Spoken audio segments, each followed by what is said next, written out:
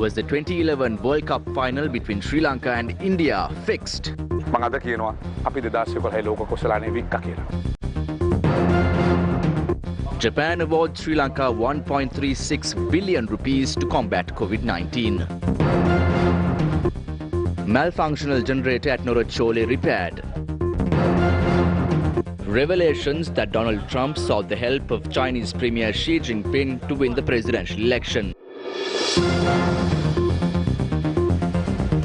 Good afternoon. This is Lunchtime News on TV1. First up, your lead story. Former Sri Lankan Minister of Sports Mahinda Anantaluthkamge in interview with Newsfirst said that the 2011 Cricket World Cup final between India and Sri Lanka was fixed. මම නම් අදත් කියන්නේ මම ඔබට අද කියන්නේ 2011 මම අද කියනවා අපි 2011 ලෝක කුසලානේ වික්ක කියලා. මම අද ඉන්නවා එතන. මම මගේ ක්‍රීඩා ඇමතිවරයා හැටියට ඉඳපු කාලෙත් මම ඔබතුමා වගකීමෙන්ද කියන්නේ? මම ඒක වගකීමෙන් කියන්නේ 2011 ඒකට තියෙනවා. නමුත් මම රටක් හැටියට මම ඒක එලි කරන්න කැමති නෑ. මම කියන්නේ අපි 2011 12 මට හරියට අවුරුද්ද මතක නෑ. අපි දිනන්න තිබ්බ ඉන්දියාවත් එක්ක ගහන්න තිබ්බ තරගේ මම කියනවා ඒක පාවාදීමක් කරයි කියලා. ඒ කියන්නේ මැච් එක සල්ලි වලට වික්කා. මම වගකීමකින් කියනවා මට දැනෙනවා එහෙම දෙයක් කියලා. මට දැනෙනවා මට ඕන නම් ඒ පිළිබඳ විවාදයක් කරන්න පුළුවන්. මට ඒ පිළිබඳ කතා කරන්න පුළුවන්. ඒ පිළිබඳ විශාල ජනතාවගේ මේකක් තියෙනවා. ඒ නිසා මට දැනෙනවා යම් මම මේකට ක්‍රීඩකයන් සම්බන්ධ කරගන්නේ නැහැ. හැබැයි යම් කිසි පාර්ශවයන් විසින් මේකට සම්බන්ධ වෙලා කටයුතු කරා. Co-cabinet spokesperson Bandhana Guruwadara played down reports that the MCC agreement would be signed. විශාල ප්‍රචාරයක් ගෙනියනවා මේ MCC කිවිසුමක් අත්සන් කරනවා කියලා. There is a campaign being carried out saying that the MCC agreement will be signed. This is a complete lie. It was the UNP government that prepared this and sent it to America. This agreement formulated by the UNP includes provisions that violate the constitution as well as the existing laws in the country. For as long as President Gotabaya Rajapaksa is in power, we will not sign any agreement with any country if it violates the constitution and the laws of the country. If we are getting a grant from a country, we would discuss it with countries like the US, China, India, France or any other countries that aid our nation and sign such agreements regardless of which country it comes from. ප්‍රධානයක් ලැබෙනවා නම් grant එකක් ඒක ලබා ගැනීමේදී අපිට ඇමරිකාව, චීනය, ඉන්දියාව, ප්‍රංශය, ජර්මනිය කියලා වෙනසක් නැහැ. ඒ සඳහා ගිවිසුම් විශාල ප්‍රමාණයක් අත්සන් වෙනවා. ඇමතුමා සඳහන් කරා MCC ගිවිසුම අත්සන් කරන්න යනවා කියලා මාධ්‍යයෙන් බොරු ප්‍රචාරයක් ගෙනියනවා කියලා. ඇත්තට රජයේ ස්ථාවරය මොකද්ද? ඕක ගැන සලකා බලනවද නැත්නම් අත්හිටුවලද නැත්නම් MCC එක අත්සන් කරන්නෙම නැද්ද? නෑ මාධ්‍යයෙන් බොරු කියනවා කියන මම කිව්වේ නෑ. I did not say that the media is lying. What we are saying is that we have not yet received the final report. The interim report cites certain provisions in the agreement prepared by the UNP that violate the constitution. This agreement includes provisions that violate the laws of this country. Therefore, the government decided not to sign any agreement with any country if such an agreement would violate the constitution or the current laws of our country. නෑ. ඒ කියන්නේ සංශෝධනය කරලා සුදුසු නම් අත්සන් කරනවා එහෙමද? ඕනේ කිවිසුමක්. MCC එක ඇතුළත. MCC කිවිසුම ආයිත් එන්නේ නෑනේ.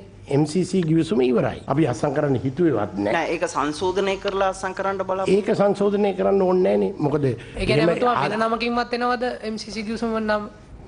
When we are getting aid from countries like the United States, China or even Korea, we get these kind of agreements. I showed two agreements here. Through one of them, we are getting aid from Japan. We are getting aid from the World Bank. When we get the cabinet paper on the matter, we come here and inform you about it. We will inform you that there is an agreement like this and that we will be signing it. You will have to stay patient until that happens. And the government of Japan expressed their willingness to award Sri Lanka 1.36 billion rupees in aid for the purchase of equipment for the prevention of the spread of COVID-19. සෞඛ්‍ය ක්ෂේත්‍රයට අවශ්‍ය සෞඛ්‍ය උපකරණ මිලදී ගැනීම සඳහා ජපාන් රජයෙන් We have received 800 million Japanese yen in aid from Japan to purchase medical equipment. The Secretary to the Ministry of Finance has been empowered to sign the agreement. Thereby we will be receiving a massive sum of money in aid, approximately 1.6 billion Sri Lankan rupees from Japan to develop the country's health sector to face the current COVID-19 outbreak. නගා සිටවීම සඳහා විවිධ යන්ත්‍ර සූත්‍ර උපකරණ යනාදී මිලදී ගැනීම සඳහා විශාල ආධාරයක් ජපානයෙන් And the Cabinet of Ministers approved an investment at the Colombo port city valued at $1 billion. Minister Ramesh Pathirana, the co-cabinet spokesperson, said that this investment will in turn create many job opportunities in the country. ශ්‍රී ලංකාවේ මිශ්‍ර සංවර්ධන ව්‍යාපෘතියක් හැටියට ක්‍රියාත්මක The largest mixed development project in Sri Lanka was granted approval. The project will be implemented at the Colombo port city. As the first investment, the Colombo Port City Private Limited has proposed an investment of $1 billion. That proposal was approved. Cabinet approval was granted to this large mixed development project in Sri Lanka. Large building complexes for housing purposes, hotels, small ports to dock boats will be constructed under this project. Funds will also be allocated for the beautification of parks and other public spaces. උද්‍යාන ඇතුළු පොදු ස්ථාන අලංකරණය වෙනුනොත් The cabinet approval has been given to remove the ₹3.50 tax that was imposed on 1 kilo of exported tea. Speaking at a media briefing, co-cabinet spokesperson Minister Ramesh Pathirana said that the decision was taken to develop the tea industry of the country. ඊයේ පැවතිච්ච cabinet මණ්ඩල රැස්වීමේදී The promotion tax imposed on each kilo of tea that is exported is ₹3.50. The funds collected through the tax are given to the Tea Promotion Bureau to conduct their promotional activities. Given the current troublesome times in these industries, the cabinet decided to suspend the levy of this promotion tax from tea exporters for a period of 6 months. We hope to encourage tea exporters through the suspension of this promotion tax. තිබෙනවා බදු ඉවත් කිරීම හරහා තවත් අපනයනකරුවන් දිරිමත් කරන්නට අපි බලාපොරොත්තු වෙනවා. The inauguration rally of the Colombo Central Electorate of the Samagijana Balawegaya was held yesterday under the auspices of its leader Sajith Premadasa. The rally was organized by candidate of the Samagijana Balawegaya, Mujibur Rahman.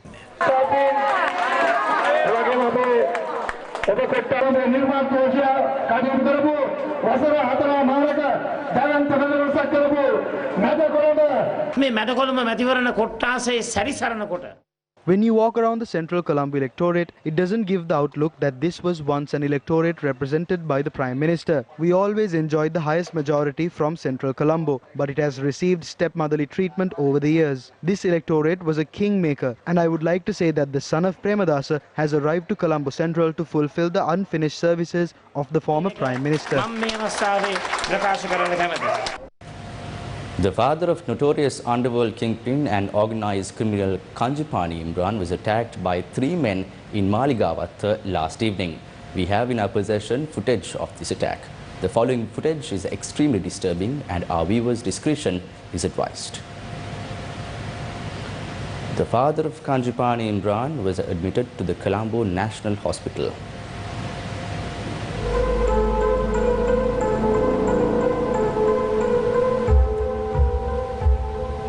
The father of Kanjipani Imran was admitted to the Colombo National Hospital. He is a 65-year-old resident of Maligawath. The police said that a weapon used by one of the suspects who carried out the attack and a 3-wheeler were seized.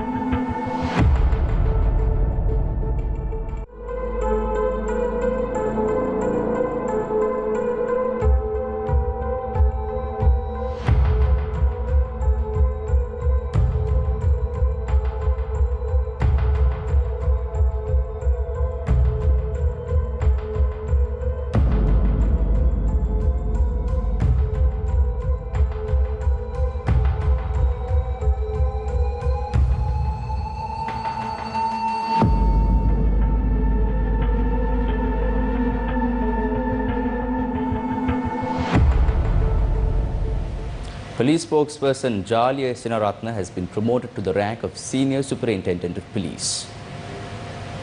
According to the police headquarters, the promotion was approved by both the National Police Commission and the National Election Commission. Besides the responsibilities as media spokesperson, SSP Jalya Sinaratna will also act as Director of Police Public Relations Division.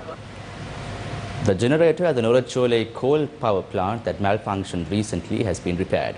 Media spokesperson of the Ministry of Power and Energy Sulaksha Jayawardena said that the generator will be added to the national grid. The second generator of the Norachole Lakvijay coal power plant, which generates 300 megawatt of power, malfunctioned and was removed from the national grid. The malfunction was traced to the tubes that release steam from the boiler. The repairs of the generator has now concluded. We are now in the process of adding this generator to the national electrical grid. The Department of Motor Traffic has taken the decision to continue providing its services subject to certain regulations in line with the stipulated health guidelines. Commissioner General of Motor Traffic Sumita Lahakon said that those who wish to obtain the services of the RMV must contact the department and make an appointment. No one other than the person who made the appointment will be permitted to enter the department premises on the set date and time. The Commissioner General further added that those who do not follow this procedure may suffer certain inconveniences. Now in more news here at home, 290 Sri Lankans in Dubai landed in the island this morning on board a special Sri Lankan Airlines flight. Admiral Professor Jayanath Kolambage, the additional secretary to the President for Foreign Relations, said 120 pregnant mothers were among the returnees. The group was subject to PCR tests upon their arrival. He added that another group of Sri Lankans are due to return to the island from Madagascar, Uganda and India next week. The funeral service of the late Reverend Father Ernest Porutota will take place this evening. Reverend Father Ernest Porutota was born on the 31st of August 1931 in Maravilla.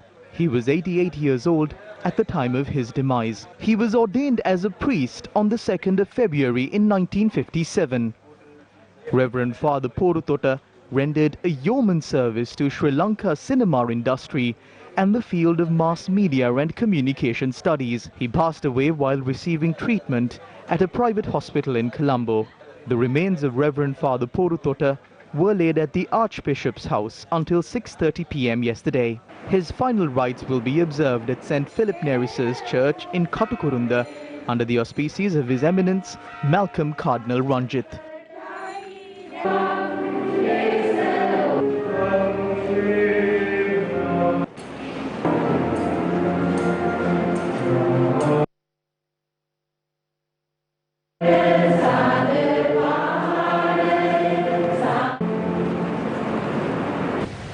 And the total number of COVID-19 cases in the country has risen to 1,924. Another 9 patients tested positive for COVID-19 yesterday. Meanwhile, a total of 1,397 patients have recovered and have been discharged from hospitals. So far, 516 patients are receiving treatment at hospitals for the coronavirus. That's a wrap of Lunchtime News this afternoon. Join us again at 9 tonight on Primetime News. Have a great afternoon.